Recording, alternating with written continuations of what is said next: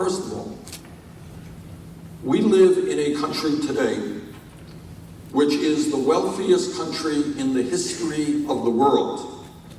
But that reality of being the wealthiest country in the history of the world means very little for the vast majority of our people.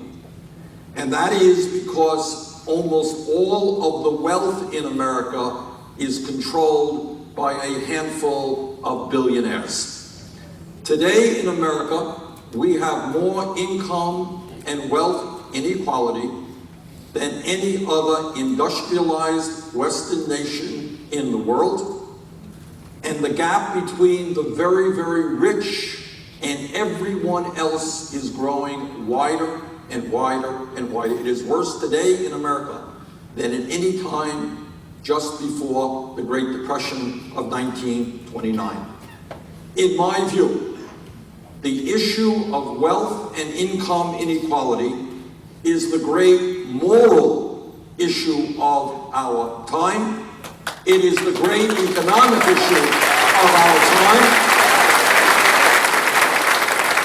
And it is the great political issue of our time. And if I say anything radical tonight, I think many of you here at St. Ambrose knows that very little that I will say will match what Pope Francis has been saying on these very issues. And he has been playing an extraordinary role in raising these issues and bringing forth a conversation on these issues. And let me be very clear when we talk about income and wealth inequality. There is something profoundly wrong when 1/10 of 1% own almost as much wealth as the bottom 90%. There is something profoundly wrong when 99% of all income generated today goes to the top 1%. And being here at St. Ambrose, I think it is important to talk about moral issues and to raise the question about the morality of a nation in which we have seen an explosion, proliferation of millionaires and billionaires at the same exact time as millions of American workers are working longer hours for lower wages, and we have the highest rate of childhood poverty of any major country on earth. There is, in my view, something profoundly wrong in America when one family, the Walton family, owns more wealth than the bottom 130 million Americans. This grotesque level of income and wealth inequality is not only immoral, it is bad economics, it is unsustainable. This type of rigged economy is not what America is supposed to be about. This has got to change, and we are going to. What is the main thing the United States should do to address the issue of growing income inequality? Well, I think here at home, which has to be our primary focus, is that we have to have a concerted effort to meet a consensus about how to deal with this. This is not an issue that's going to go away. In fact, it will only get worse unless we address it now and try to have something resembling a consensus. As I've traveled and talked and obviously reacquainted myself with a lot of people, as I said in the very beginning, so many Americans are really, really nervous. They feel like they're falling behind, that at best maybe they're running in place. They don't think the economy has recovered in a way that has helped them or their families. They worry a lot about affording college, assuming they can even try to do that. Retirement is just, a dream for most people. So there is an economic issue, but it's an economic issue that I argue affects our democracy. Because we've always been very proud of the fact that we had an upwardly mobile, expanding middle-class society. And yes, it was largely because of the engine of economic growth and millions of individual decisions that business owners and entrepreneurs and employees made. Innovation, like your latest book, Walter. People were freed to think creatively, to collaborate creatively, as you point out. So we've had this American dream embedded in our DNA. And people You talk about it too personally, or with yes, your father. Absolutely. I mean, you know, I'm a product of it. And of course, you know, Bill and I are so grateful for the success we've had, but we remember, you know, where we started and where we came from and what the contributing factors were that gave us the opportunity to be successful. And we don't want to see that lost. You know, I am going to become a grandmother in the fall, and I want that. Yes, I'm thrilled by it to be, you know, not too excited, but I mean, I want that child to have that same sense of possibility that I grew up. Of course you have to work hard. Of course you have to take responsibility. But we're making it so difficult for people who do those things to feel that they are going to achieve the American dream. So, you know, I'm thinking a lot about what we might do and how we can do it. And I will say, and I, you know, obviously I will say it with a big bias. We know there are certain government policies that work better than other government policies. If we compare just in terms of inequality, if we compare just in terms of job growth, the 8 years of the Reagan administration and the 8 years of the Bill Clinton administration, what do we see? We see 100 times more people being lifted out of poverty in those 8 years. We see an economy that was creating jobs, and we see a balanced budget with a surplus at the end of it. So we know that there are certain decisions that are very hard choices, and they've become harder than they were even, you know, 15, 18 years ago. We know that certain decisions by government are more likely to help the private sector than others. Predictability, for example, you know, knowing what to expect.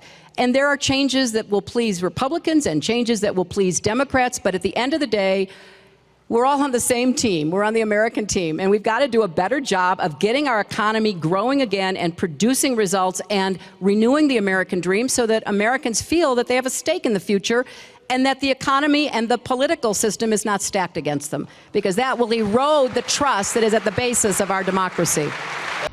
I know that the middle class of this country is collapsing.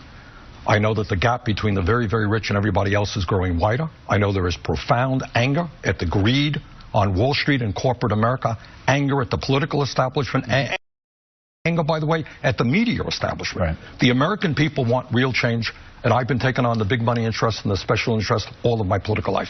But you say you're separating out, are you separating out Hillary Clinton from this? If she were speaking more robustly on these issues, would you be thinking Chuck, about the issue is not Hillary. I've known Hillary Clinton for many years. I have a lot of respect for Hillary Clinton.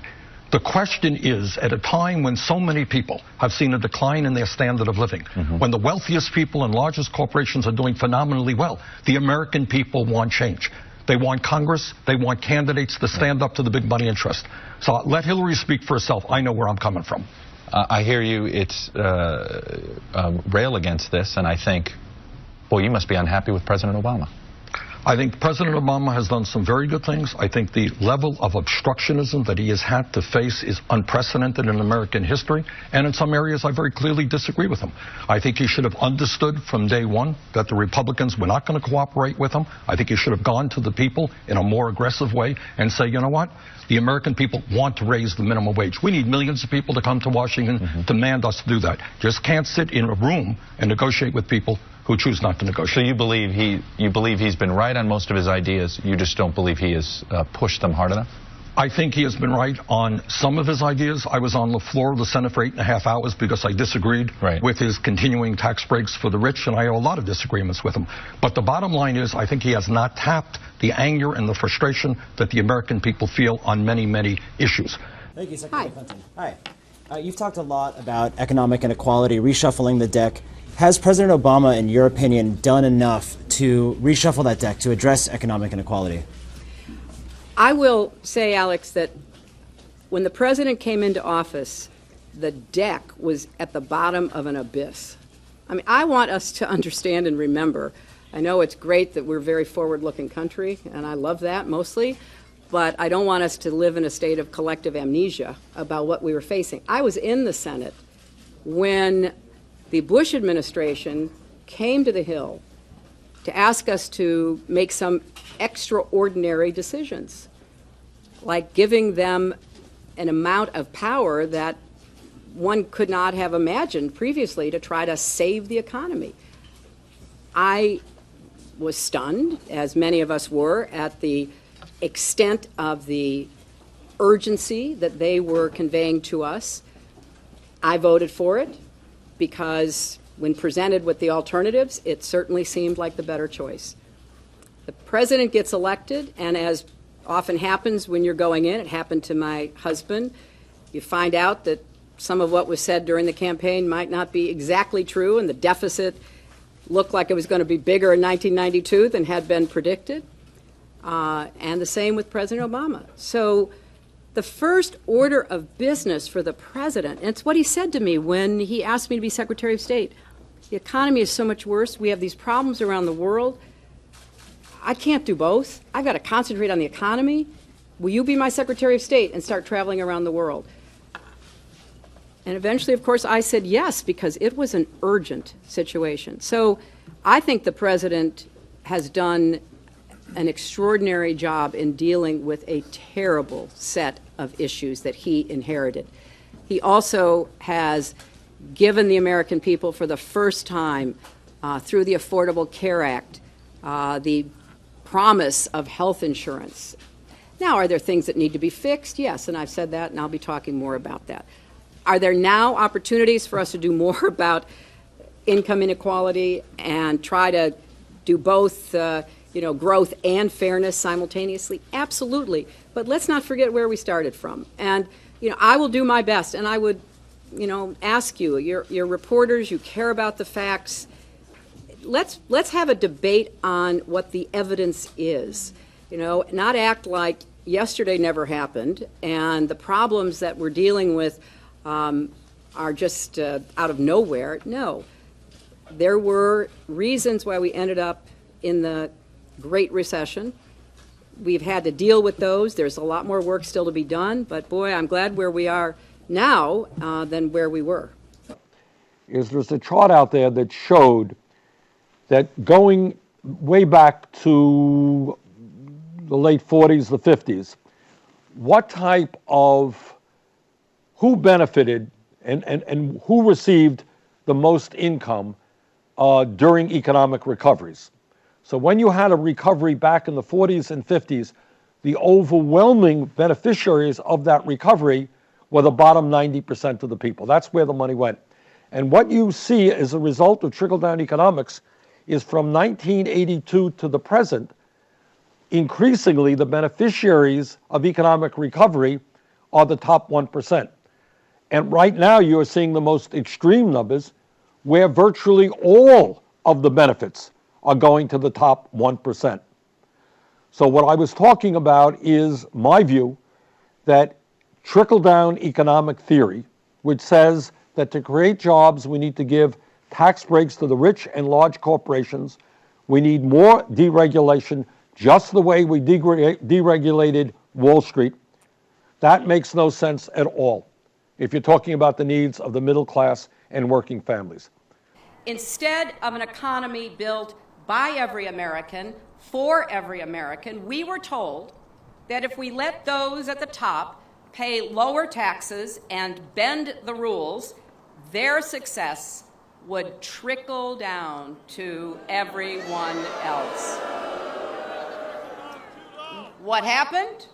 Well, instead of a balanced budget with surpluses that could have eventually paid off our national debt, the Republicans twice cut taxes for the wealthiest, borrowed money from other countries to pay for 2 wars, and family incomes dropped.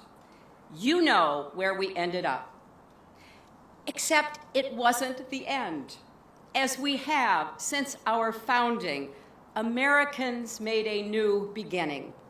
You worked extra shifts, took second jobs, postponed home repairs. You figured out how to make it work. And now people are beginning to think about their future again. Going to college, starting a business, buying a house, finally being able to put away something for retirement. So we're standing again, but we all know we're not yet running the way America should. You see corporations making record profits with CEOs making record pay, but your paychecks have barely budged. While many of you are working multiple jobs to make ends meet, you see the top 25 hedge fund managers making more than all of America's kindergarten teachers combined, and often paying a lower tax rate. So, you have to wonder, when does my hard work pay off? When does my family get ahead? When? I say now. Income inequality, that has become those are the big buzzwords for this campaign. It's been a huge talking point. And you said you'd consider taxing the wealthiest 1% of Americans as much as 90%. No, I didn't. That's no, is that one of not these true? things. No, it's not true. I mean, that's one of these things that seems to be circulating. Okay, then why don't you clarify it? Sure. Well, we haven't come up with a formal tax proposal. But this is what I will tell you. Number one, what we have come up with is legislation which says to corporations who are stashing their money in the Cayman Islands and Bermuda and other tax havens, costing us over $100 billion a year, that I'm going to end that. We have large profitable corporations, Katie, that are not paying a nickel in federal income tax now. That's totally absurd. What we will do also is impose a stock transfer fee on Wall Street speculation, which can raise a very substantial amount of money. I certainly am in favor of that.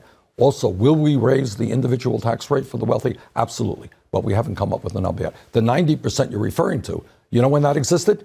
Under Dwight D. Eisenhower. Under that great communist Dwight David Eisenhower, a good Republican. So I don't know how high we will go, and that's something literally we're working on right now. For the last 40 years, the great middle class of this country has been disappearing. Median family income today is significantly less than it was in 1999. Millions of people are working longer hours for lower wages. And at the same time, we have seen a huge shift of wealth to the top 1/10 of 1%. So today, 99% of all new income is going to the top 1%. The top 1/10 of 1% owns almost as much wealth as the bottom 90%. That is immoral and unsustainable. Well, and speaking of that, I want to ask you about that. You know, one of the issues is taxes. You've talked about raising the capital gains rate and the tax on dividends for the top 2%. In fact, you've talked about, I think, nearly doubling it. Critics say that is going to put a big damper on job creation and on the growth of this economy. Well, I know critics are often paid by large corporations or corporate think tanks. The fact of the matter is, right now in America, we are losing about $100 billion every single year because very profitable corporations are stashing their money in the Cayman Islands, Bermuda, and other tax havens, and that has got to end. Second of all, we have a situation where hedge fund managers, guys who are making many, many millions of dollars a year, are paying an effective tax rate lower than what nurses or school teachers are paying. And Warren Buffett makes the point that his effective tax rate as a multi-billionaire is lower than his secretary's. That has got to end. The wealthiest people in this country are, in fact, going to have to start paying their fair share of taxes if I'm elected president.